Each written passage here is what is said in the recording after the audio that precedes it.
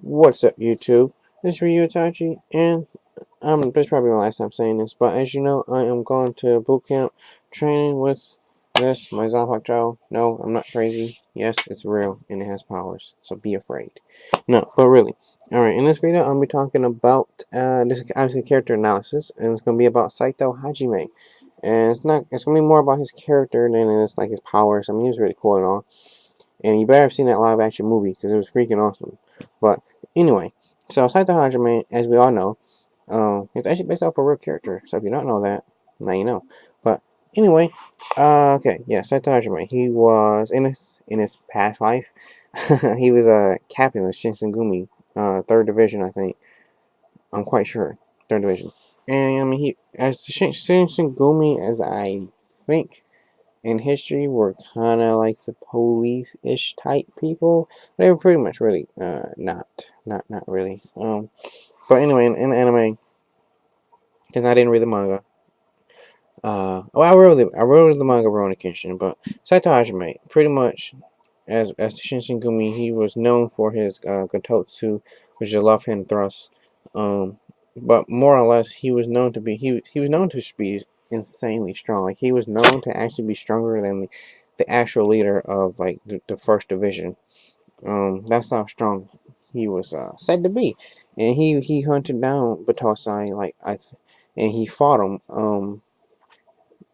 It may not be canon necessarily, but in the OVAC fought him, and they kind of hinted at that when he fought Kenshin. So he hunted him down like with like a freaking bloodlust. Like he wanted he wanted Batosai to die.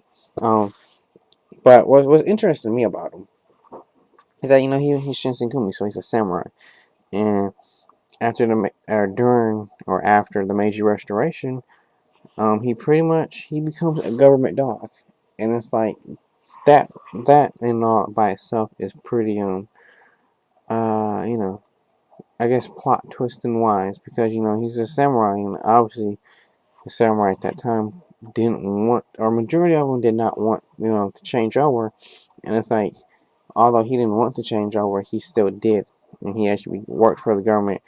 And even though he worked for the government, what I liked about Saito is that he still did his own thing.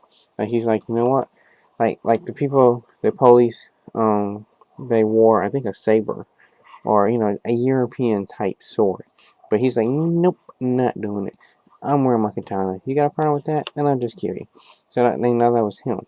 And he still, even though as a policeman, he still did things his own way. He didn't really care about justice. If he was going to kill you, he's pretty much going to kill you. It was pretty much that simple.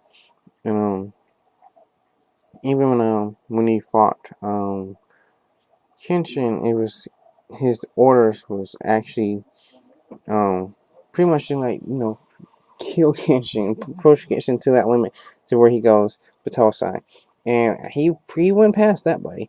Like when him and Kenshin fought, it was freaking insane. One of the best fights in anime, hands down. Um, but it was pretty hectic. Like I said, as a character, I think he wasn't necessarily as complex, but that's kind of why I liked him. Like he didn't get a lot of development, but like I said, I mean he was set in his ways, and that's what I like. Like even though he was a government dog, he still did things as a samurai. He said, "Screw the sword, screw your laws. I'm gonna do what the hell I want, and you're gonna live with it, or I'm gonna kill you." There's one scene, he just randomly killed this dude. I don't know what the hell he did. He went to the office and killed him. And that was Saito Hajime. He did what he wanted. He lived and died by the sword, no matter what. And like I said, that's ultimately why I like him. He's not my favorite character in the series, but he is definitely in my top, hands down, hands down. Um, and that's pretty much it for Saito.